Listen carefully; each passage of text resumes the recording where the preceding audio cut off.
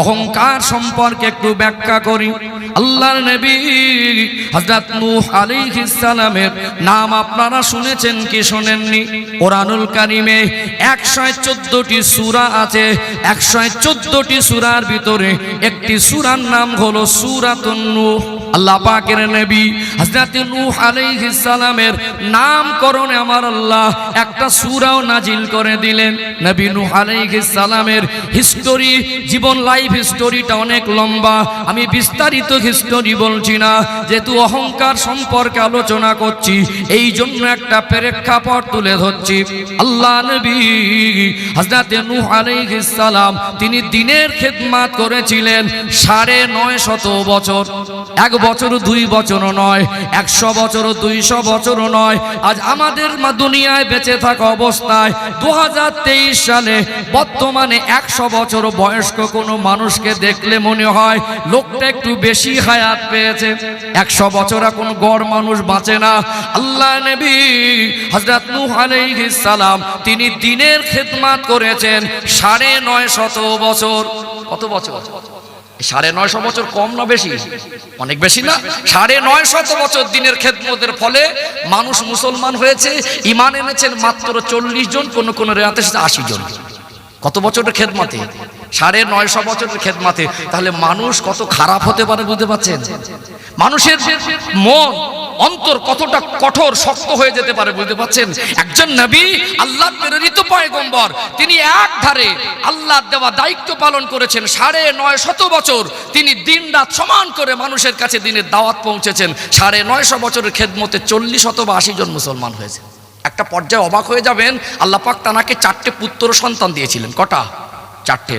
হাম, শাম, ইয়াফেস আর কেনান। 3টে সন্তান ঈমান আনলেন। নিজের কলিজার টুকরা একটা সন্তানকে ঈমান আনয়ন করতে পারেন নাই। কথা বুঝতে পারছেন? নূহ আলাইহিস সালামের সহধর্মিনী বিবি, তার স্ত্রী, সেও কলেমা পড়ে মুসলমান হয় নাই। আল্লাহ পাকের নবী হযরত নূহ আলাইহিস সালাম এক পর্যায়ে এসে অতিষ্ঠ হয়ে গেলেন। তিনি আর সহ্য করতে পারলেন না।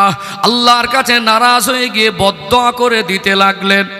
ও দয়াময় আল্লাহ, ও রব্বুল আলামিন আল্লাহ, আপনি আমায় নবী করেছেন, আমি আমার মতো আপনি আমাকে যতটা সাধ্য দিয়েছেন, যতটা ক্ষমতা দিয়েছেন, আমি আমার মতো করে চেষ্টা করেছি।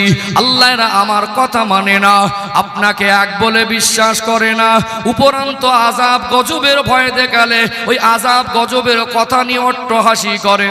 আল্লাহ দয়াময়, এরা হেদায়েত হবে না।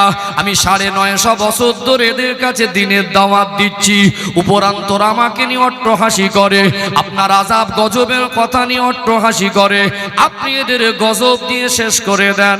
আল্লাহ দয়াময় নূহ আলাইহিস সালামের ওই বদদোয়াটা কবুল করে আল্লাহ পাক মহা প্লাবন দিয়েছিলেন। নূহ আলাইহিস সালামের সময় ওই কওমের উপরে মহা প্লাবন নামক একটা গজব হয়েছিল। 40 দিন পর্যন্ত আল্লাহ পাক আসমান থেকে অনবরত পানি বর্ষণ করলেন। 40 দিন 40 রাত আল্লাহ জমিনকে বলে দিয়েছিলেন, এ জমিনের মাটি, তোর ভিতরে যত পানি আছে সবগুলো উগরে দে। 40 দিনে আসমান জমিন থেকে পানি আল্লাহ পাক দুনিয়াতে এত পরিমাণে বাড়িয়ে দিলেন, গোটা পৃথিবীর জমিনে একটা পাহাড়ও জাগ্রত ছিল না। গোটা পৃথিবীর জমিনটা প্লাবিত হয়ে গেল। গোটা পৃথিবীর জমিনটা আল্লাহ পানির মধ্যে ডুবিয়ে দিলেন। বেঁচে ছিলেন তারা। আল্লাহ নবীকে নূহ আলাইহিস সালামকে আল্লাহ কিস্তি নৌকা করতে বলেছিলেন। তার অনুসারী সহ জোড়ায় জোড়ায় জীবজন্তুর গুলোকে উঠিয়ে নিয়েছিলেন। তারা ব্যতীত সকলে ধ্বংস হয়ে গিয়েছিল। এটা ইতিহাস। এখন এই ধ্বংসের পরে একদিন শয়তান ইবলিস, এই অহংকারের কথা বলতে এই জায়গাটা আসলাম, শয়তান ইবলিস বলছে, নবী নূহ, আপনি আমার প্রতি অনেক করুণা করেছেন। তো নবীদের তো হিকমত দেন আল্লাহ। শয়তানকে প্রশ্ন করলো, আমি নবী হয়ে তোমার প্রতি কি করে করুণা করতে পারি? তুমি তো ইসলামের দুশমন, মুসলমানদের দুশমন, ইমানদারের দুশমন। বলেন, দেখুন আপনি যে বদদোয়া করেছেন, আল্লাহ পাক তার নাফরমান বান্দা বান্দিকে ধ্বংস করে দিয়েছেন, তারা হবে জাহান্নামায়, আমি ইবলিসের সঙ্গী। ইবলিস খুশি হয় না? মানুষ জাহান্নামী হলে ইবলিস খুশি হয়। এই কথা শোনার পরে নূহ আলাইহিস সালাম 100 বছর মতো কান্নাকাটি করেছিলেন, অনুতপ্ত হয়েছিলেন। আল্লাহ, আমি যদি বদদোয়া না করতাম মনে হয় একদিন মুসলমান হতো। অনুতপ্ত হয়েছিলেন। সম্মানিত বাপজিরা ভাইয়েরা, নূহ আলাইহিস সালামকে শয়তান ইবলিস কথোপকথন করতে বলেছিলেন। নূহ আলাইহিস সালাম বলছিলেন যে বলেন আজকে আপনার এই পরিণতি কেন হলো? নূহ আলাইহিস সালামকে বলেছিলেন আমার এই পরিণতি হওয়ার অন্যতম কারণ হলো আমার ভিতরে অহংকার জায়গা পেয়ে গিয়েছিল। কি অহংকার? আর শয়তান ইবলিস আল্লাহ রহমতের দরবার থেকে বিতাড়িত। তার হিস্টোরি পড়বেন, একটা সময় সে ফারিস্তাদের শিক্ষক ছিল, মুআল্লিমুল মালাইকা, অর্থাৎ ফারিস্তাদের শিক্ষক। ও ভাইজানেরা, সোনার মানিক যুবকেরা, আব্বারা মায়েরা, আল্লাহ নবী হযরত নূহ আলাইহিস সালামকে শয়তান ইবলিস সেই দিন বলেছিল অহংকার যদি আমার ভিতরে না থাকতো হয়তো আমি শয়তান ইবলিসে পরিণত হতাম না। আল্লাহ পাক নবী আদম আলাইহিস সালামকে মাটি দিয়ে বানালেন। মাটির শরীরে আল্লাহ পাক যেদিন রূহু দেবেন সেদিন আমার আল্লাহ ফারিস্তা মণ্ডলীকে বলতে লাগলেন ফাইজা সাওয়াইতুহু ওয়া নাফাখতু ফীহি মির রূহি ফাকাউ লাহু সাজিদিন। আমার মালায়েকা ফেরেশতারা, আমি আল্লাহ আদমের শরীরে যখন রূহু দেব, আদম আলাইহিস সালাম জীবিত জিন্দা হয়ে যাবে, তখন তোমরা আদমকে সিজদা করবে। ফাসাজাদাল মালাইকাতু কুল্লুহুম আজমাউন, সমস্ত ফারিস্তা মণ্ডলী আদম আলাইহিস সালামকে সিজদা করলো ইল্লা ইবলিস, মাগার ইবলিস নে সিজদা नहीं किया, শয়তান ইবলিস সিজদা করেননি। আল্লাহ পাক জিজ্ঞাসা করলেন এ ইবলিস শয়তান তুই কেন সিজদা করিস না? তখন আল্লাহ পাককে বলতে লাগলো খলাকতানি মিন নার খলাকতাহু মিন তিন।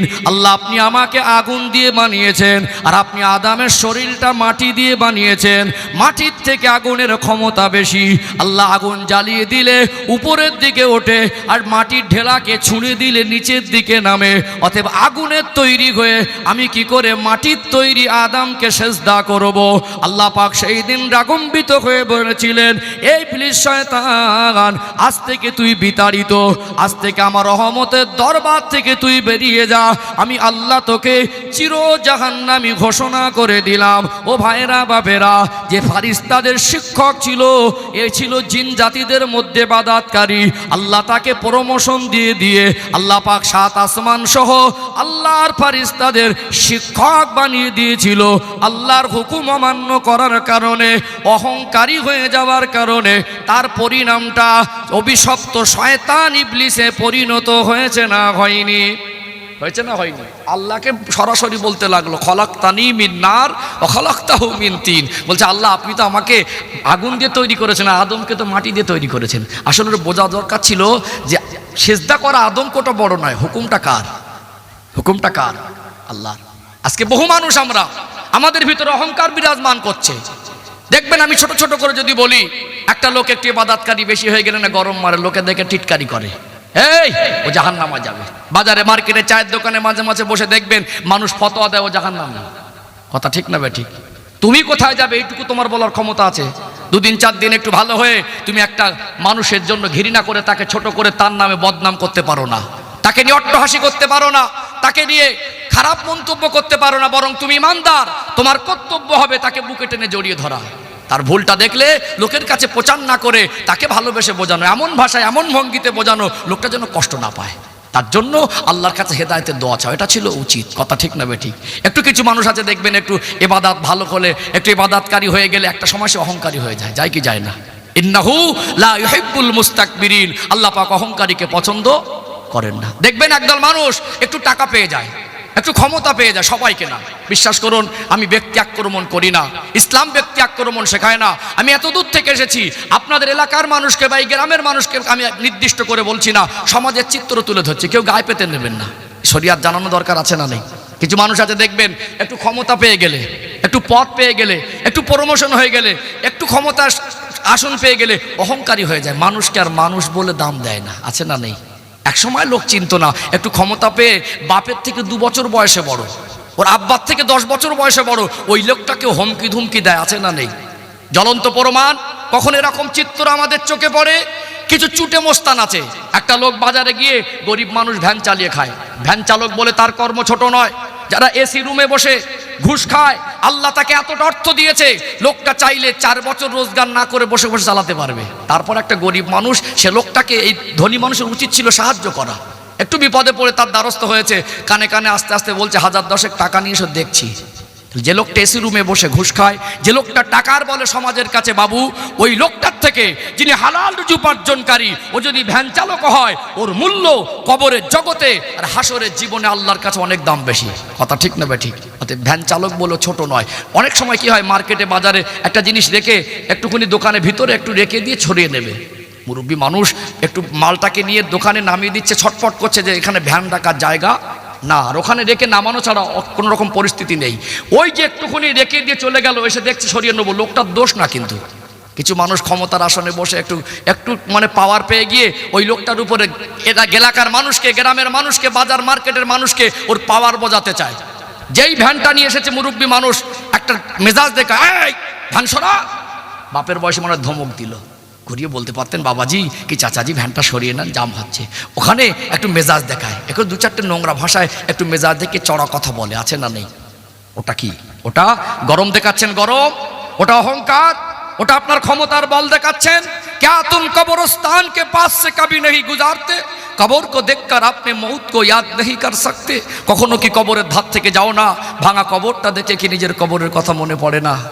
আজ ক্ষমতার বল দেখাচ্ছ। ক্ষমতার বল দেখিয়েছিল নমরুদ। আল্লাহর নবী সাইয়্যিদানা হযরত ইব্রাহিম খলিলুল্লাহ আলাইহিস সালামের সময় জালেম বাদশা কে ছিল?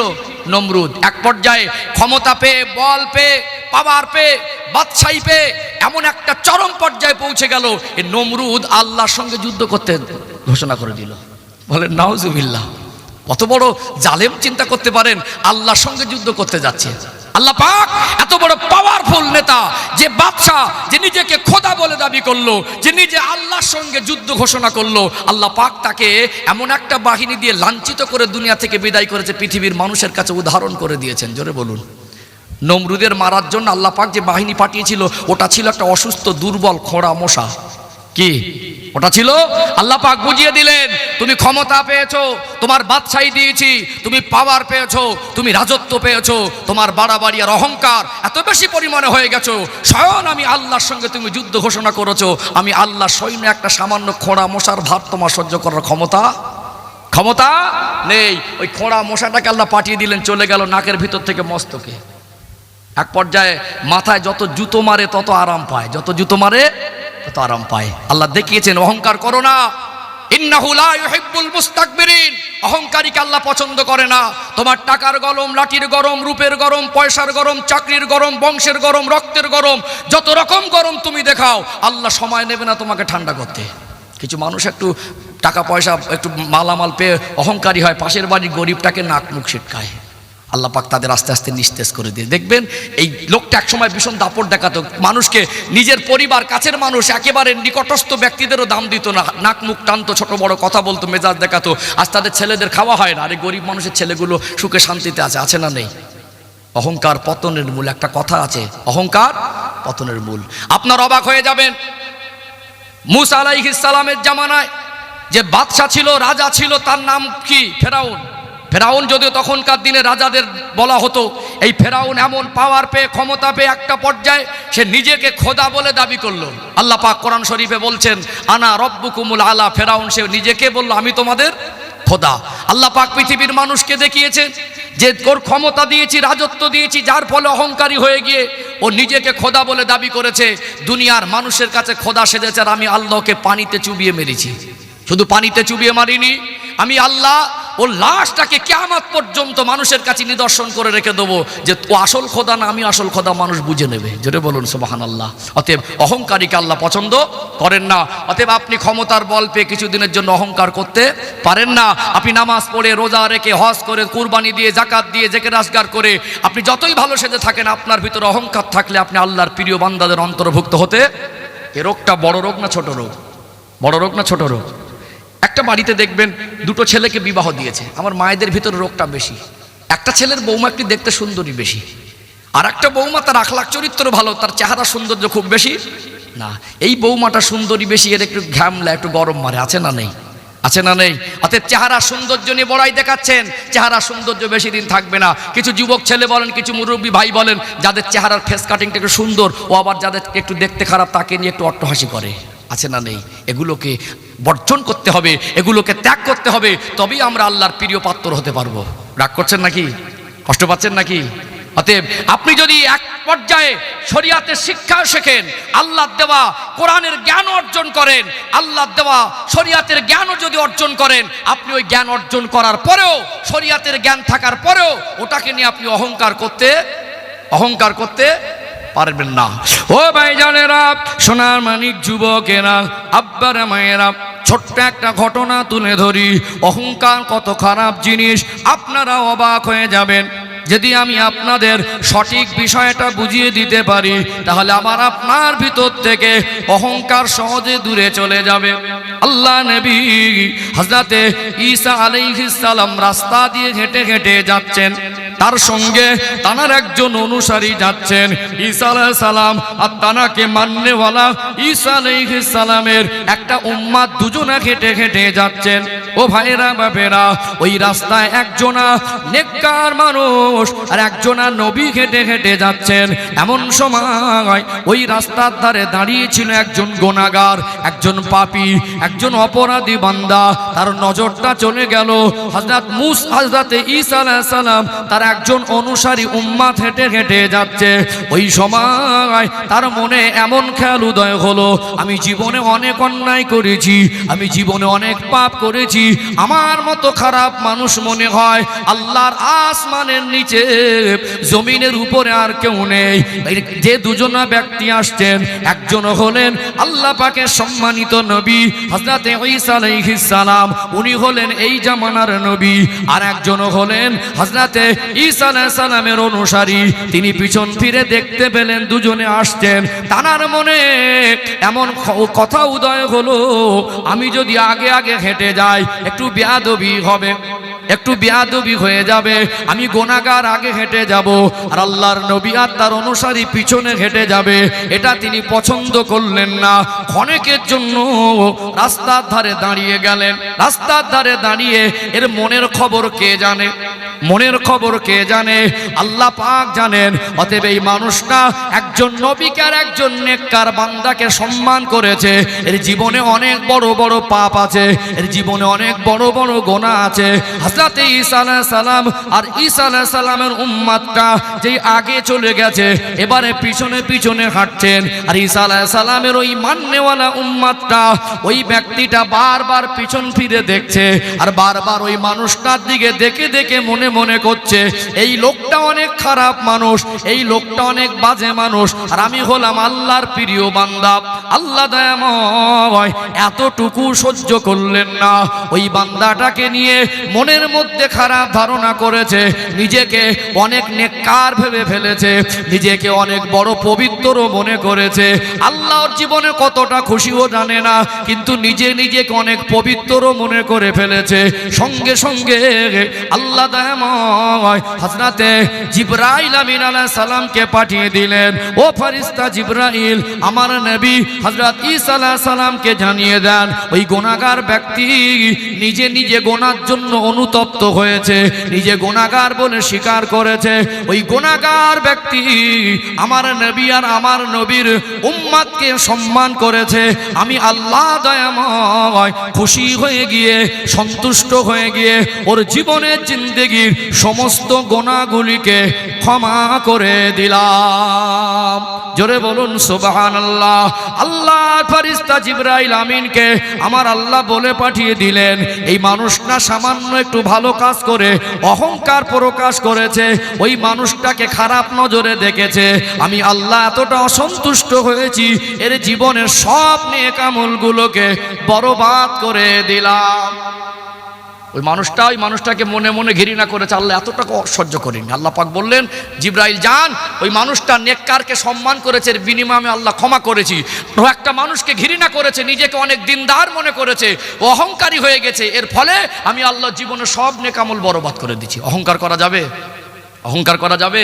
আর অহংকার আমাদের ভিতরে, প্রায় মানুষের ভিতরে এসে গেছে, বেশি আর কম আছে না? কেউ নত হয় না, এখন সব 440 ভোল্টেজ।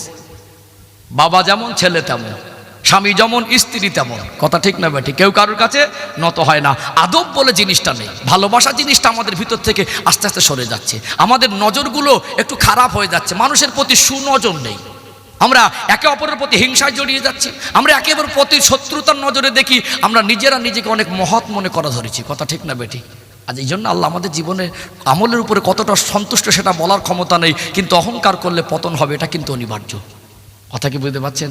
আরেকটু গভীরে যাবো, আর একটু আলোচনা বুঝতে পারছেন নাকি? আরেকটু গভীরে যাই, কেন এটা এক বড় রোগ, এটা কিন্তু খুব খারাপ রোগ। এই রোগ যদি জীবন থেকে না সরাতে পারি, আল্লাহকে সন্তুষ্ট করা সম্ভব হবে না। প্রত্যেকটা স্তরে এখন অহংকারই বেশি হয়ে গেছে। একদম আপডেট খবর বলছি, আমি আজকে কি মালদা জেলায়, গোটা পশ্চিম বাংলার ম্যাক্সিমাম জেলা আমি মাহফিল করি, বাংলাদেশ, আসাম, ত্রিপুরা, এলাহাবাদ, বোম্বাই মাহফিল করি। বিশ্বাস করুন, আমি খুব ভালো করে দেখেছি। আজকে আমি এই কথাগুলো বলছি, আমি জানি আপনারা আমার আব্বার মতো, ভাইয়ের মতো, কারোর মনের মধ্যে এই রকম যাররা কষ্ট দেবো এরকম নিয়েতে আমি বলছি না। এগুলো আমাদের জীবনের পরিবর্তনের জন্য শরিয়াতে সঠিক আলোচনাটা দরকার আছে না নেই? আমি রাজনীতির কথা বলিনি, আজও বলবো না, কোনো দিন বলবো না। আপনারা আমাকে হুজুর হিসাবে জানেন, হুজুর হিসাবে ইনভাইট করেছেন, এটা আমার কাছে অনেক বড়। তবে কখনো কখনো কোনো বিষয় উদাহরণ দিতে আমি কারোর পক্ষে বিপক্ষে বলছি না। একদম রিসেন্টলি একটা ছবি ফেসবুকে ভাইরাল হয়েছে, যারা একটু ফেসবুকে বেশি সময় দেন বুঝতে পারবেন। একসময় খুব নাম করা মানুষ ছিল, খুব পাওয়ার লোক, মানুষ তাকে চিনত। দুটো ছবি পাশাপাশি ফেসবুকে কয়েকদিন একটু শেয়ার হচ্ছে। অসুস্থ দুর্বল ব্যক্তি, ওই অসুস্থ ছবিটা আর তার 2-4 বছর আগের এই পুরনো ছবিটা দেখে মানুষ অবাক হচ্ছে। আপনাদের কাছে এই এলাকায় ওই ছবিটা ভাইরাল হয়েছে কি বুঝতে পারবো না, তবে যারা একটু থাকেন মোটামুটি আমার ভাষা বুঝতে পেরেছেন। একসময় খুব নাম করা, একসময় মানে এলাকার মানুষ, রাজ্যের মানুষ তাকে প্রাধান্য দিত, রাজ্যের মানুষ তার ওয়েট ভীষণ বলতো অনেক বড়, কিন্তু আজকে তার অবস্থা, ছবি বলে দিচ্ছে তার অবস্থা কত করুণ জায়গায় পৌঁছে গেছে। কথা ঠিক না বেঠিক? কথা বুঝতে পারছেন? অহংকার করা যাবে না। একটা মানুষ যদি মনে করে যে আমি পৃথিবীর সেরা ধনী, আজকে গুগলে সার্চ করে দেখবেন গোটা বিশ্বের মধ্যে যদি 10 জন ধনী ব্যক্তি থাকে, তার মধ্যে অন্যতম আমাদের ভারতের একজন নাগরিক মুকেশ আম্বানি। কথা ঠিক না বেঠিক? আজকে আমি এটা বোঝাতে চাইছি, আল্লাহ পাক পৃথিবীর মানুষকে অহংকার করতে নিষেধ করেছেন।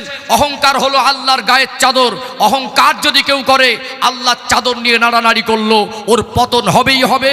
আল্লাহ পাকের কোনো বান্দা পৃথিবীর সেরা ধনী যদি হয়, আজ 2023 সালে ওই লোকটা যদি পৃথিবীর সেরা বড় ব্যবসায়ী আর ধনী হয়, আল্লাহ পাক বলছেন অত ইজ্জু মান তাশা অত জিল্লু মান তাশা, আমি আল্লাহ যাকে ইচ্ছা করি তাকে ইজ্জত দেই, আমি আল্লাহ যাকে ইচ্ছা করি তাকে বেইজ্জতি করি। আল্লাহ পাক বলছেন আমি আল্লাহ যাকে ইচ্ছা করি তাকে ফকির করে দিতে পারি, আমি আল্লাহ যাকে ইচ্ছা করি তাকে ধনী করে দিতে পারি। আমি আল্লাহ পৃথিবীর সেরা ধনীকে ফকির করে দেওয়ার জন্য 1 সেকেন্ডও সময় লাগবে না। আজকে দুনিয়ার মানুষের চিন্তা, লোকটা যদি মনে করে আমার গোটা বিশ্বের মধ্যে 10টা রাষ্ট্রে ব্যবসা চলে, 1 সেকেন্ডে আল্লাহ কি করে ফকির করব, প্রশ্ন খুঁজবে আর উত্তর খুঁজবে যে 1 সেকেন্ডে ফকির হওয়া এটা খুব ইম্পসিবল। কি বলবে কি বলবে না? কি করে হয়? আমার 10টা রাষ্ট্রে ব্যবসা চলে, যদি সুনামি হয় চীনে, আমার ব্যবসা আছে আমেরিকায়, আমেরিকার ব্যবসা যদি আগুন লেগে ধ্বংস হয়ে যায়, আমার ব্যবসা আছে মিশরে, মিশরে যদি লুটপাট হয়ে যায়, আমার ব্যবসা আছে ভারতে। অতএব 1 সেকেন্ডে ফকির হব না। আল্লাহ বলে বান্দা আমার 1 সেকেন্ডও সময় লাগবে না। দুনিয়ায় যে আমার, আমি সব কিছু, সব আমার, এইটুকু এটা দাবি করি আমার স্মৃতিটা ভালো আছে বলে। কি ভালো আছে বলে? আল্লাহ বলে বেরোনে একটা তার কেটে দেবো, নিজের পরনার জামাটা খুলে ফেলে দিয়ে উলাঙ্গ হয়ে ঘুরবি, কুত্তার পায়খানা হাতে নিয়ে ঘুরবি, ওই জিনিসটা তোর আর ওই কথাটা বলার ক্ষমতা থাকবে না। আল্লাহ পারে কি পারে না?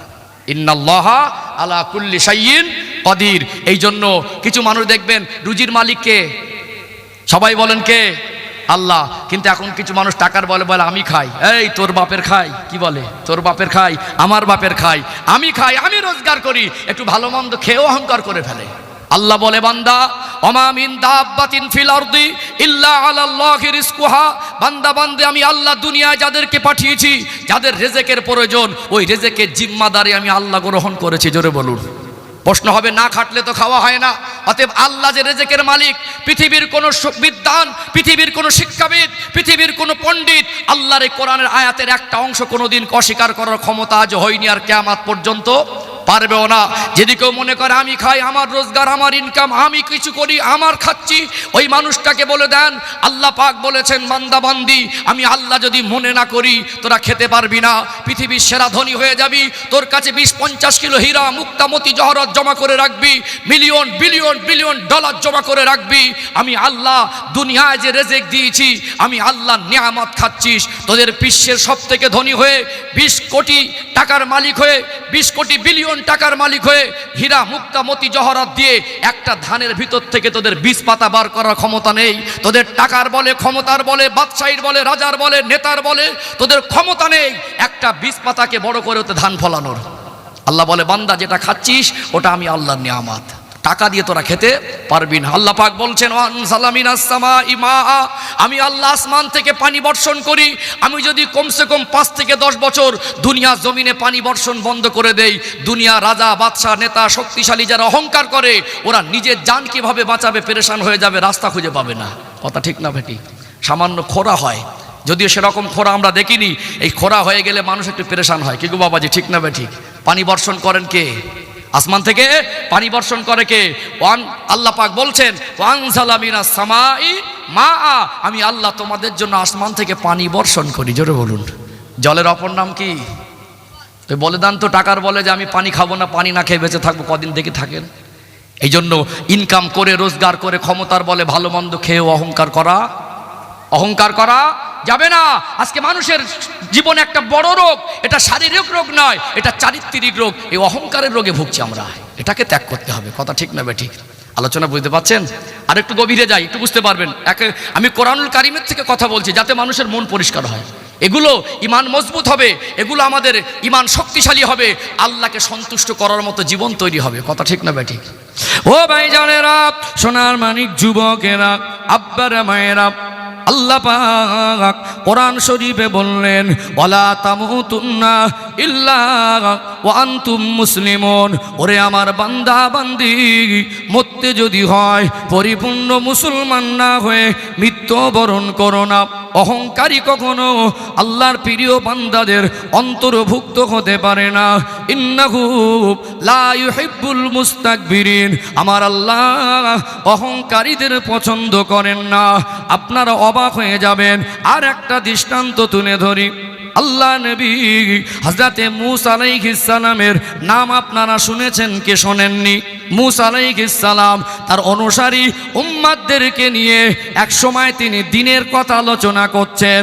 মূসা আলাইহিস সালামের অনুসারীর মধ্যে একজন ব্যক্তির মনে প্রশ্ন উদয় হয়ে গেল, আল্লাহ নবী মূসা, আপনি একটু আমাকে একটা প্রশ্নের উত্তর কি দিতে পারবেন?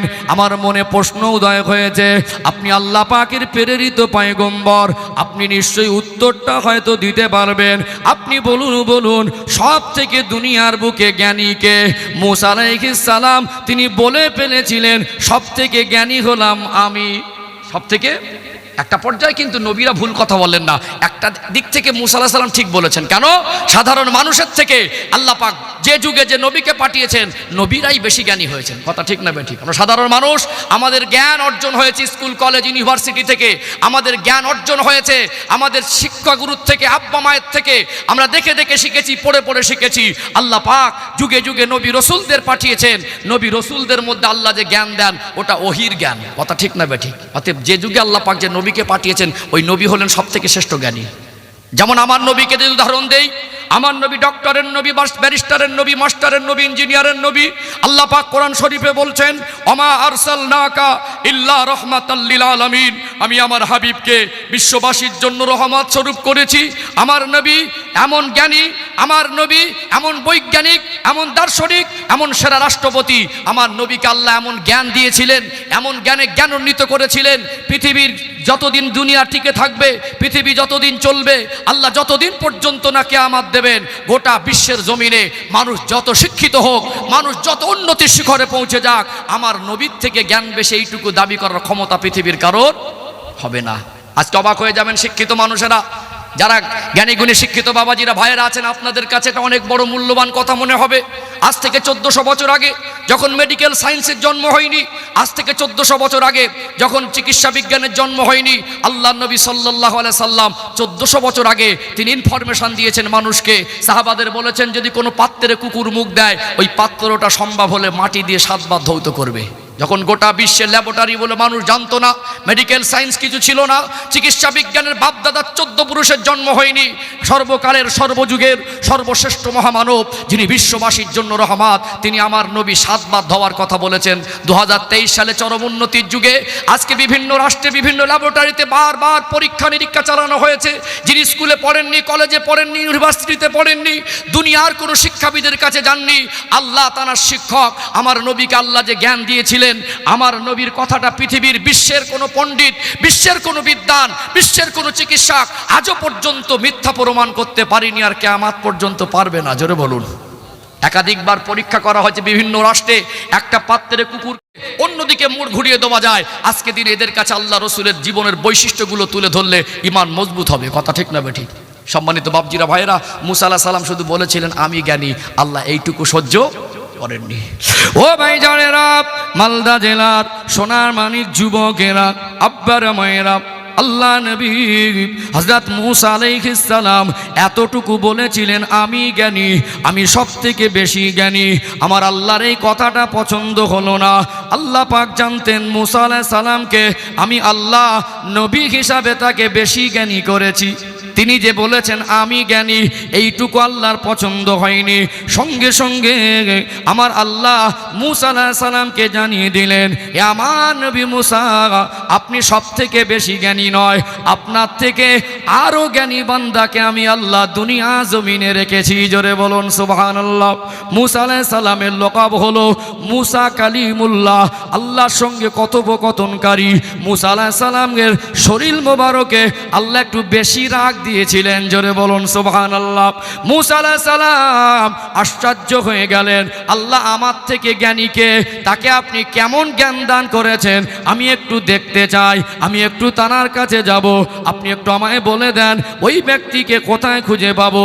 আমার আল্লাহ দয়াময় মুসা আলাইহিস সালামকে বলে দিলেন আপনি অমুক জায়গায় যাবেন, আপনার থেকে জ্ঞানী ব্যক্তির সঙ্গে দেখা হয়ে যাবে। আল্লাহ নবী মুসা আলাইহিস সালাম তিনি বেরিয়ে পড়লেন, হযরতে খেজর আলাইহিস সালামের অনুসন্ধান করলেন, তানার সঙ্গে দেখা হয়ে গেল। ওই সময় মুসা আলাইহিস সালাম বলতে লাগলেন, আল্লাহর বান্দা, আল্লাহ পাক আমায় বলেছেন আমার থেকে আপনার বেশি জ্ঞান। ওই জ্ঞানটা কেমন পরিমাণে জ্ঞান, ওই জ্ঞানটা কোন পর্যায়ের জ্ঞান, ওই জ্ঞানটা কীরকম মানসম্মত জ্ঞান, ওই জ্ঞানটাকে উপলব্ধি করার জন্য আমি আল্লাহর কাছে ফরিয়াদ করেছি। আল্লাহ আপনার অনুসন্ধান আমাকে দিয়েছে, আপনি একটু সুযোগ যদি দিতেন, আপনি একটু যদি অনুমতি দিতেন, কিছু সময় আমি আপনার সোহবতে কাটিয়ে দিতাম। আল্লাহ নবী মুসা আলাইহিস সালাম এই কথা বলার পরে হযরতে খেজর আলাইহিস সালাম বলেছিলেন আপনি আমার সঙ্গে থাকতে পারবেন না। বললেন কেন থাকতে পারবো না? বললেন আমি যে কাজগুলো করব আপনার কোনো আপত্তি থাকবে না, আপনি কোনো কাজে আপত্তি করতে পারবেন না, আপনি কোনো কাজে বাধা প্রদান করতে পারবেন না।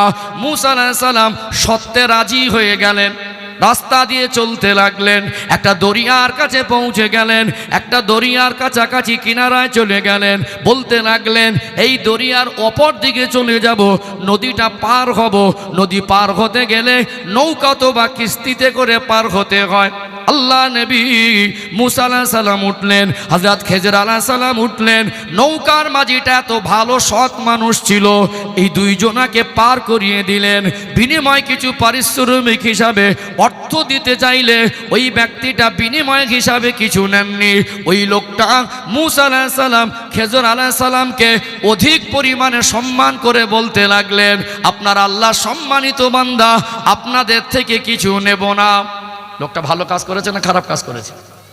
উপকার করেছে, কিছু নেব না, ভালো মানে মানবতা দেখিয়েছেন, ভালোবাসা দেখিয়েছেন। কিন্তু খেজর আলাইহিস সালাম একটু এখানে বলে দেই, কোন কোন বর্ণনা এসেছেন তিনি নবী ছিলেন, কোন কোন বর্ণনা এসেছেন তিনি আল্লাহর প্রিয় মাহবুব ওলি বান্দা ছিলেন।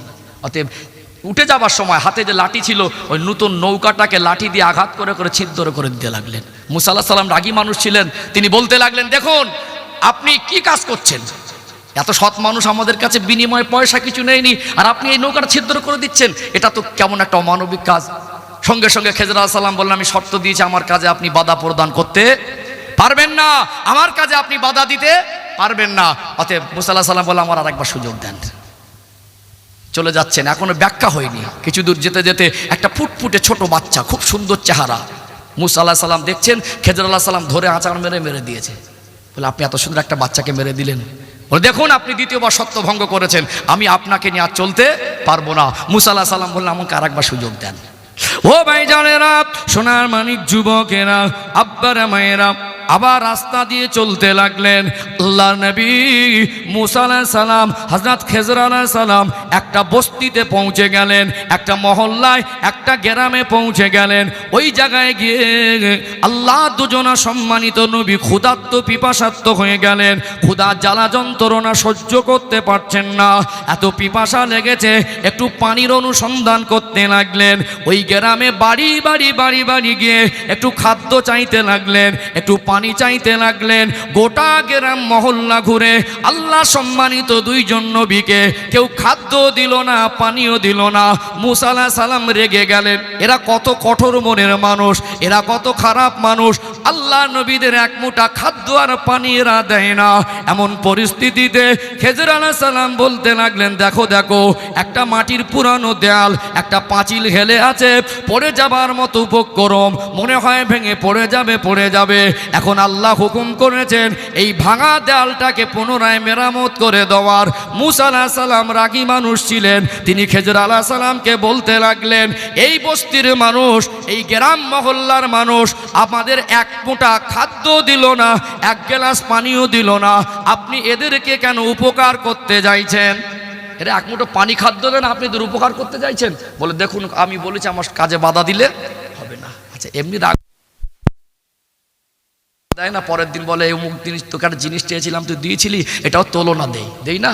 মুসা আলাইহিস সালাম বলেন, একটা খাদ্য পানি দিল না, আর আপনি এদের উপকার করছেন, বলে হাত লাগান। ওই অবস্থায় হাত লাগান। দুজন নবী ওই দেয়ালটা সদা করলেন। খেজর আলাইহিস সালাম বলেছিলেন, আপনি আমার কাছে থাকতে পারবেন না, তিনবার শর্ত ভঙ্গ করেছেন।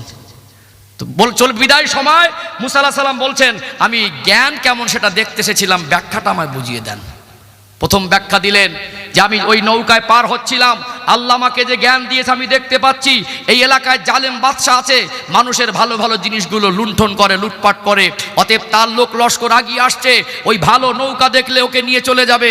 যদি নৌকা খুদযুক্ত কোনো জিনিস থাকে তাহলে ওই রাজা বা বাদশা ওটা গ্রহণ করেন না। গরিব মানুষ আমাদের উপকার করেছে, আমি এটাকে ছিদ্র করে দিয়েছি, পুরোটা ধ্বংস করে দেইনি। ওই রাজা বাদশার তরফ থেকে যারা লুণ্ঠন করতে আসছে ওরা খুদ দেখে ফিরে যাবে, মেরামত করে ওর জিনিসটাও ব্যবহার করতে পারবে।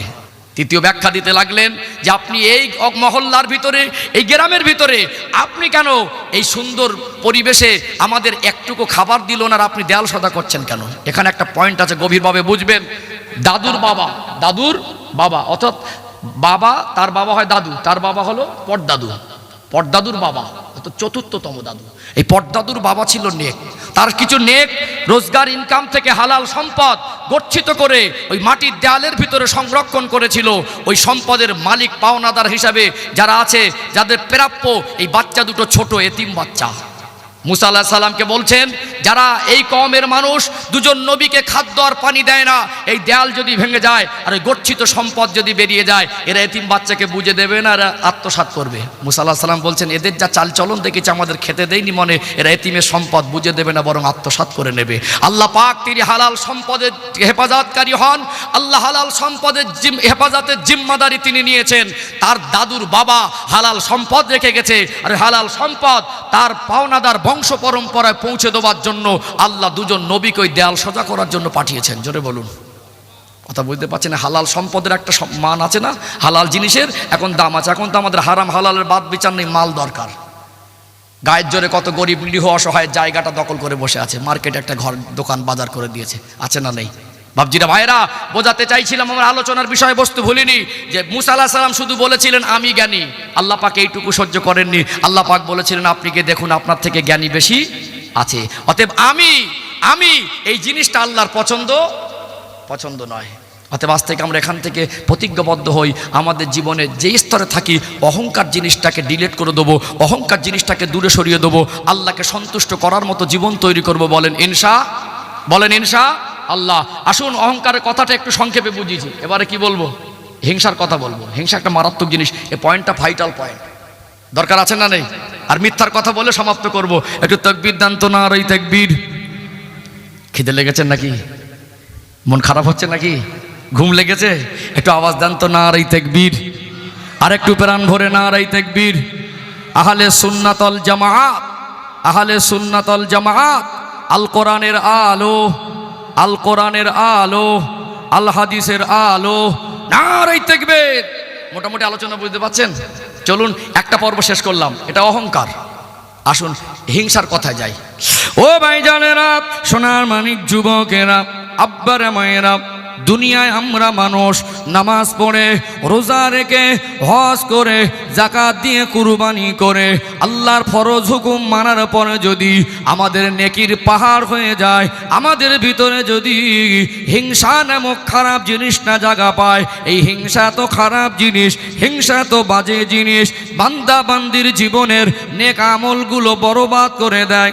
দয়ার নবী, মায়ের নবী, রাহমাতাল লিল আলামিন আমার রাসূলুল্লাহ সোনা জবানে বলতে লাগলেন, ও বাবা সাহাবীরা, ও আমার সাহাবায়ে কেরামেরা, আমি রাসূলুল্লাহ জানিয়ে দিলাম, আগুন জ্বালানো হয় কাঠ দিয়ে, ওই কাঠে আগুন ধরিয়ে রান্না করা হয়, আগুন জ্বালানোর পরে কাঠটা পুড়ে যেমন ছাই হয়ে যায়, আগুন জ্বালানোর পরে আগুন যেমন কাঠকে খেয়ে ধ্বংস করে ফেলে, আমি রাসূলুল্লাহ জানিয়ে দিলাম, মানুষের ভিতরে যদি হিংসা থাকে, ওই হিংসা মানুষের জীবনের নেক আমলগুলোকে বরবাদ করে দেয়। অতএব হিংসা কত খারাপ জিনিস।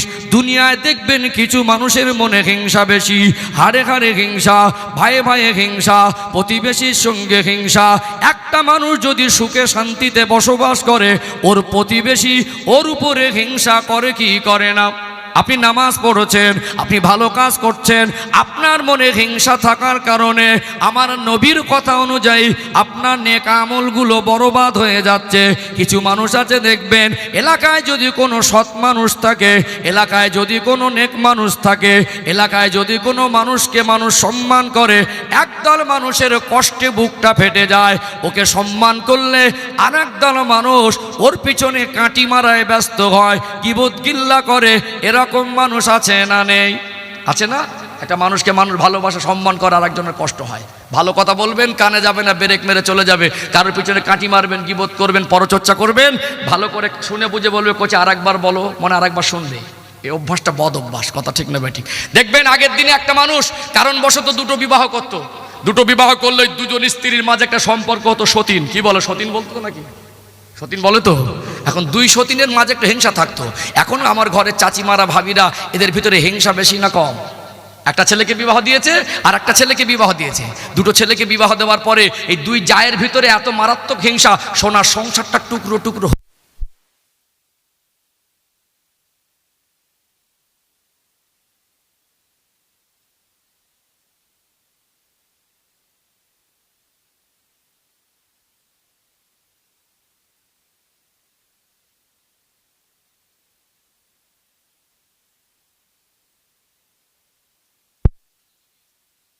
সাল্লাল্লাহু আলাইহি সাল্লাম 63 বছরের জীবনে তিনি কারোর উপরে কোনোদিন যাররা পরিমাণ হিংসা করেননি। অতএব আল্লাহ পাক কোরআন শরীফে বললেন, লাকাদ কানা লাকুম ফি রাসূলিল্লাহি উসওয়াতুন হাসানা, আমার হাবিবের মধ্যে রয়েছে তোমাদের জন্য উত্তম আদর্শ। আমার নবী যেভাবে চলেছেন, নবী যেভাবে চলতে বলেছেন, আল্লাহ পাক কোরআন শরীফে ওটা আমাদের মানা বাধ্যতামূলক করে দিয়েছেন। 28 নম্বর পারা সূরা আল হাসর, আল্লাহ পাক বলছেন, ওমা আতাকুমুর রাসূলু ফাকুজুহু ওমা নাহাকুম আনহু ফান্তাহু। আমার নবী যেটা আদেশ করেন ওটাকে তোমরা মানো, নবী যেটা নিষেধ করেন ওটাকে তোমরা বর্জন করো। অতএব নবী হিংসা করতে নিষেধ করেছেন না করেননি? দুই আলেমের ভিতরে হিংসা আছে, আছে না নেই? আছে না? একদল মানুষ দেখবেন ইমাম সাহেবের বেতন একটু বেশি হয়ে গেলে দুই একটা কমিটির লোকের কলজে ফেটে যায়, ইমাম সাহেব এত বেতন নেবে। আমি আপনাদের গ্রামের কথা বলছি না, মালদা জেলার কোনো মসজিদ কমিটি আক্রমণ করার জন্য বলছি না। বিশ্বাস করুন, আজকে এমনও মসজিদ আছে ইমাম সাহেবের বেতন 4000 টাকা, আপনি যে ক টাকা দিয়ে আলুর কেজি কেনেন, একজন ইমাম সাহেব সেই ক টাকা দিয়ে আলুর কেজি কিনতে হয়। ওই যে ইমাম সাহেবকে 4000 টাকা বেতন দিচ্ছে কমিটি, একজন বলছে ভাই 4000 টাকা খুব কম, 1002 বাড়ালে হয় না? পাশ থেকে একজন বলছে অত বাড়াতে হবে না, তোমার হিংসা লাগছে। ইমাম সাহেব যদি সন্তান হতো, ইমাম সাহেব যদি নিজের মার পেটের ভাই হতো, তখন ওই 4000 টাকা ওর মনটাকে খুশি হতো। অতএব কিছু মানুষ আছে তাদের বাড়াতে মন চাইলেও আর একজন কমিটি হিংসা করে, আছে না নেই? আলেমের ভিতরে হিংসা আছে না নেই? মাস্টারে হিংসা আছে, ডক্টরে হিংসা আছে। অতএব এর প্ল্যাটফর্মে কাজ করছে, ওর প্ল্যাটফর্মে কাজ করছে। দেখবেন আগে গীবত হতো চার দোকানে, এখন গীবত হচ্ছে স্টেজে। কথা ঠিক বললাম না ভুল বললাম? এখন গীবত হচ্ছে স্টেজে। অবাক হয়ে যাবেন, এখানে এই কথাটা বলা অত্যন্ত জরুরি। আজকে একটা জায়গায় দেখুন, পৃথিবীর জমিনে মুসলিম সম্প্রদায়ের ভিতরে আমরা মাযহাব মাননেওয়ালা মানুষ, কথা ঠিক না ঠিক? একদিকে যেমন মাযহাব মানি, আমি আমার আকীদা, আমি আমার ধারণা, আমি আমার নীতি বিক্রি করে খাই না। আমি যেখানে যাই আমার যে অবস্থানটা আমি পরিষ্কার করি। সম্মানিত বাপজিরা ভাইয়েরা, যেটা বলতে চাইছি, আমরা মাযহাব মেনে চলি। 4 ইমামের অন্যতম ইমাম হযরত নু'মান ইবনে সাবির, ইমামে আজম আবু হানিফা রাহমাতুল্লাহ আলাইহিকে মানি, কথা ঠিক না ঠিক? তার সাথে সাথে আমরা আধ্যাত্মিক প্ল্যাটফর্মকে বিশ্বাস করি, তাসাউফের শিক্ষাকে বিশ্বাস করি, আমরা হাক্কানি আল্লাহর ওলিদের মানি। যদি কেউ ভণ্ড পীর হয় আর তার বিরুদ্ধে কথা বলে, আপনি তার বিরুদ্ধে যতটা, আমরাও তার বিরুদ্ধে ততটা। আজকে ভণ্ড পীরদের সামনে রেখে হাক্কানি পীরদেরও বদনাম করছে, কথা ঠিক না ঠিক? অতএব সম্মানিত ভাইয়েরা, যাদেরকে আল্লাহ সম্মানিত করেছেন, যাদেরকে আল্লাহ কবুল করেছেন, যাদের আমাল আখলাক আমালে জিন্দেগি আল্লাহর কাছাকাছি, আল্লাহ এত পছন্দ করেছেন, তাদের আল্লাহওয়ালা জীবন উপহার দিয়েছেন, আল্লাহর ওলি হয়েছেন, আমরা তাদের সামনে বেয়াদবি করিনি। তবে যদি কেউ ভণ্ড পীর সেজে আল্লাহওয়ালাদের ওই প্ল্যাটফর্মটা নোংরা করতে চায়, আপনি প্রতিবাদ করুন, এতে আমার আপত্তি নেই, আর থাকারও কথা নয়। কিন্তু আজকে গোটা বিশ্বে দেখুন, ইমাম মান্যওয়ালা আছে, দলমত ছিল, আছে আর থাকবে, এটা নতুন কথা নয়। আজকে গোটা বিশ্বে মুসলিম জাতির ভিতরে দলমত ছিল, আছে, থাকবে, কিয়ামত পর্যন্ত নিষ্পত্তিও হবে না। অতএব নিষ্পত্তি যখন হবে না, আপনি আপনার জায়গায় কাজ করুন, আমি আমার জায়গায় কাজ করি। কিন্তু জাতির ভিতরে এই দলমতের ভিতরে এমন হিংসা ঢুকে গেছে, যারা দলমতের স্টার্টিংটা ধরেছে, এদের ভিতরে হিংসা ঢোকার কারণে এমন বিষ ঢুকিয়ে দিয়েছে মানুষের ভিতরে। গ্রামের মধ্যে 2টো মসজিদ হয়েছে, আপনার গ্রামে না হলেও অন্য গ্রামে দেখবেন 2 দিন 4 দিন পরে 2-4টে ছেলে মাথা একটু কি ভূত চেপে গেল, 4-5 দিন পরে বলছে ওরা আলাদা, আমরা আলাদা। পরে বলছে ও মসজিদ আর নামাজ পড়ো না, আমরা মসজিদ করব। হিংসা তো খারাপ জিনিস, হিংসা তো মারাত্মক জিনিস। একটা মহল্লায় হিংসার কারণে মসজিদটাও ভাগ হয়েছে না হয়নি? হিংসার কারণে জলসা ভাগ হয়েছে, হিংসার কারণে জলসা কমিটি ভাগ হয়েছে, হিংসার কারণে মাদ্রাসা মসজিদের কমিটিও ভাগ হয়ে গেছে। অতএব হিংসা কত খারাপ জিনিস, মানুষের ভ্রাতৃত্ব নষ্ট করে দেয়। আজকে অবাক হয়ে যাই, দেখবেন আমরা ভারতবর্ষের যে কালচার, ভারতবর্ষের যে এক পরিস্থিতিতে জীবনযাপন করছি, এই ভারতবর্ষ সর্বধর্মের মানুষ যে যার ধর্ম পালন করে, কারোর আপত্তি থাকে না। এর অধিকার আমাদের ভারতের সংবিধান দিয়েছে, কথা ঠিক না বেঠিক? সম্মানিত বাপজিরা ভাইয়েরা, আপনারা দেখবেন স্কুল কলেজে পড়াশোনা করতে গিয়ে, আবাসিক প্রতিষ্ঠানে কোনো মিশনে পড়ে, ভিন্ন ধর্মাবলম্বী ছেলেরা একসঙ্গে পড়াশোনা করে।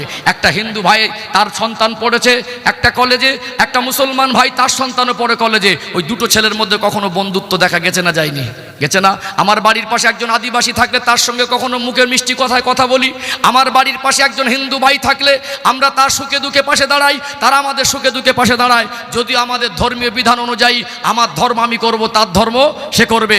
অতএব কখনো কোনো পরিস্থিতিতে এক জায়গায় বসবাস করতে গিয়ে হিন্দু মুসলিমের বন্ধুত্ব আছে, একজন খ্রিস্টানের ছেলের সঙ্গে মুসলমানের বন্ধুত্ব আছে, একজন মুসলমানের ছেলের সঙ্গে কলেজ লাইফে হিন্দু ভাইয়ের ছেলের বন্ধুত্ব আছে, একজন হিন্দু ভাইয়ের ছেলের সঙ্গে একজন বৌদ্ধ ধর্মাবলম্বীর বন্ধুত্ব আছে। অতএব আমরা অন্য ধর্মাবলম্বীদের সঙ্গে যে বন্ধুত্ব করে চলতে পারি, আমরা মুসলমানে কেন বন্ধুত্ব রাখতে পারিনি? কথা ঠিক না বেটি? আসলে বিষ ঢোকানো হচ্ছে। আগে শুনতাম গীবত হতো 4 দোকানে, এখন দেখবেন কিছু আলেম উঠে পড়ে লেগেছে গীবত হয় স্টেজে, জান্নাতের বাগানে। এর জন্য আজকের সমাজের ভিতরে মানুষ ভাগাভাগি হয়ে যাচ্ছে, ভ্রাতৃত্ব নষ্ট হয়ে যাচ্ছে। হিংসার ফল হিসাবে যেগুলো আমাদের চোখে পড়ছে, একটা দিন এই ভাইটাকে দেখে প্রাণ ভরে সালাম দিত, আজ দল ভাগাভাগি হয়ে এমন বিষ ঢুকে দিয়েছে, দেখে আর মানুষকে সালাম দেয় না। কথা ঠিক বললাম না ভুল বললাম? ভাই তোমার যেটা ভালো লাগে তুমি মানো, আমার ভালো লাগে আমি পীর ওলিদের মানি, আমার ভালো লাগে আমি ইমাম মানি, আমার ভালো লাগে আমি সহি আকীদার উপরে চলি। তোমার যদি ভনে ওটা ভালো তুমি মানো না, হিংসা কেন? কেন হিংসা? কেন মানুষকে আক্রমণ করা হয়? আমরা মানুষের ভালোবাসা ভুলে গেছি। কথা ঠিক না বেটি? হিংসা মন থেকে সরাতে হবে। হ্যাঁ, যদি আমার ভিতরে শরিয়াতের খেলাফ কোনো কাজ দেখেন, অতএব আপনি প্রতিবাদ করতে পারেন শরিয়াতের অ্যাঙ্গেল থেকে, শরিয়াতের মাপকাঠি দাঁড়িয়ে, এতে অসুবিধার কিছু নেই। কিন্তু হিংসার শিকার হওয়া হিংসার শিকার হওয়া যাবে না। নীতির পার্থক্য থাকতে পারে, কিন্তু একটা মানুষ আর একটা মানুষের উপরে শত্রুতা রাখতে পারে না। আল্লাহ নবী সাল্লাল্লাহু আলাইহি সাল্লাম গোটা বিশ্বের মুসলমানকে এক প্ল্যাটফর্মে দাঁড় করিয়ে দিয়েছেন। জোরে বলুন। আজকে কথাগুলো বর্তমান সমাজে আমার ইয়াং ভাইদেরকে বলা দরকার আছে না নেই? বাপজিরা ভাইয়েরা, আপনাদের যা নীতি, আপনারা মরে যাবেন, আপনাদের পা টলবে না। আমাদের ছেলেদেরকে যদি সঠিক কথাগুলো মগজে ঢুকে না দেয় না, রাতারাতি এদের নীতি পাল্টে যাবে। কথা ঠিক বলছি না ভুল বলছি? আজকে আপনারা মুরব্বী মানুষ, হয়তো এই কথাগুলো আপনাদের মনের মধ্যে খুব পছন্দনীয় হচ্ছে না। আমার ইয়াং ভাইদেরকে বলে দেওয়া দরকার, বিশেষ করে এখন মোবাইল হাতে হাতে, এদের পা টলতে সময় লাগে না, রাতে একরকম সকাল আর একরকম। কথা ঠিক বললাম না ভুল বললাম? ও ভাইজানেরা, সোনার মানিক যুবকেরা, আব্বারা মায়েরা, বিশ্বাস করুন, এখানে এতগুলো মানুষ বসে আছে, আমি যদি হিংসার বশত কোনো কথা এখান থেকে প্রচার করি, আমার ভিতরে যদি হিংসত্ব মনোভাব নিয়ে মানুষের ভিতরে হিংসামূলক কোনো কথা ছড়িয়ে দেয়, এর জন্য আল্লাহর দরবারে আমাকেও হিসাব দিতে হবে কি হবে না? আল্লাহ নবী হুজুর আমার সোনা জবানে বললেন, হিংসুক ব্যক্তির উপরে আল্লাহ নারাজ হয়ে যায়, ওর জীবনের নেক আমালগুলোকে হিংসা ওই রকম খেয়ে ফেলে, আগুন যেমন কাঠকে খেয়ে ফেলে। একটু আপনাদের ঘটনা মনে করিয়ে দেই। আল্লাহ নবীর 63 বছরের জীবন, হুজুর আমার 63 বছরের জীবনে তিনি মক্কায় 13 বছর দিনের খেদমাত করেছেন, মদিনায় 10 বছর, এই 23 বছর নবুয়াতি জীবন। আল্লাহ নবী জীবনে একবার হজ করেছিলেন, আরাফা ময়দানে জাবালে রহমত পাহাড়ের পদদেশে আল্লাহ নবী বিদায় হজের ভাষণ দিচ্ছিলেন। আল্লাহ নবীর সামনে সাহাবাদের সংখ্যা ছিল 1,25,000 মতো। নবী আমার ওই দিন এত মূল্যবান কথা বলেছিলেন, এত দামি দামি কথাগুলো বলেছিলেন। আজকে যারা ইসলামিক স্কলার, আজকে যারা ইসলাম নিয়ে গবেষণা করছে, আমার নবীর বিদায় হজের ভাষণের কথাগুলো যদি পৃথিবীর কোন রাষ্ট্রের সংবিধান করে দেওয়া হয়, ওই রাষ্ট্রে শান্তি কায়েম হয়ে যাবে। জোরে বলুন সুবহানাল্লাহ। আল্লাহ নবীর কথাগুলো কত দামি। আপনার দিলটা যদি, আপনার অন্তরটা যদি পাথরের মতো শক্ত হয়ে যায়, নূরের নবীর মধু মাখা কথাগুলো শুনলে অন্তরটা আমার আল্লাহ নরম করে দেয়। জোরে বলুন সুবহানাল্লাহ। কত দরদ মাখা কথা নবী আমার বলতে লাগলেন। আজকে তোমরা আমার সামনে লক্ষাধিক সাহাবা, আলবিদা আলবিদা, বাবা সাহাবারা হতে পারে, এটা আমি রাসূলুল্লাহর সঙ্গে তোমাদের জীবনের শেষ দেখা। আল্লাহ আমায় আবার হায়াত দেবেন, আবার এক জায়গায় এত মানুষকে পাবো, আবার আমি হজ করব, আবার আমি বয়ান দেবো, এই সুযোগটার না হতে পারে, এটা আমার জীবনের শেষ বিদায় হতে পারে। নবী আমার বলতে লাগলেন, ও বাবা জারির, হযরত জারির রাদিয়াল্লাহু আনহু ছিলেন আল্লাহ নবীর সাহাবী, একটু এদেরকে চুপ করতে বলেন, আমি দয়ার নবী মন থেকে কিছু কথা আজকে বলে যাই। আল্লাহ নবী উম্মাতির ভাগাভাগি চাইনি। নবী উম্মাতের ভিতরে কিভাবে ঐক্য থাকবে, কিভাবে মানুষ মানুষকে ভালোবাসবে, আল্লাহ নবী এই শিক্ষাটুকু দিলেন।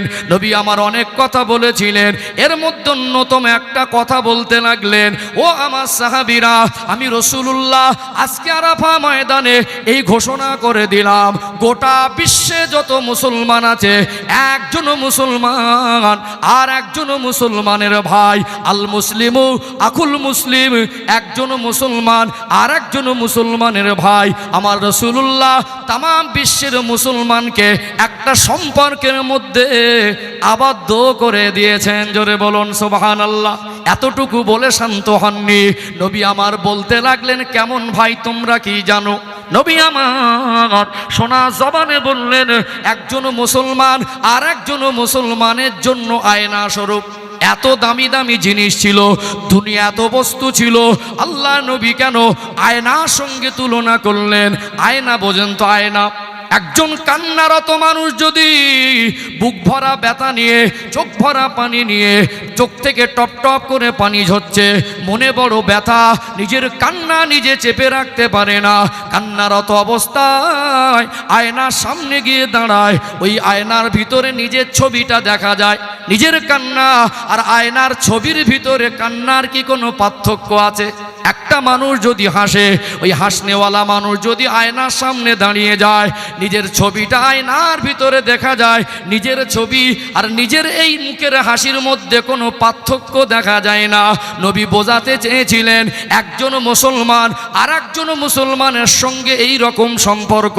মুসলমান যদি দুঃখিত হয়, তার ব্যথায় আর একজন মুসলমান ব্যতীত হবে। মুসলমান যদি সুখে থাকে, অতএব তার উপরে হিংসা করা যাবে না, তার আনন্দে আনন্দিত হবে। এটাই হবে প্রকৃত ভাইয়ের সম্পর্ক।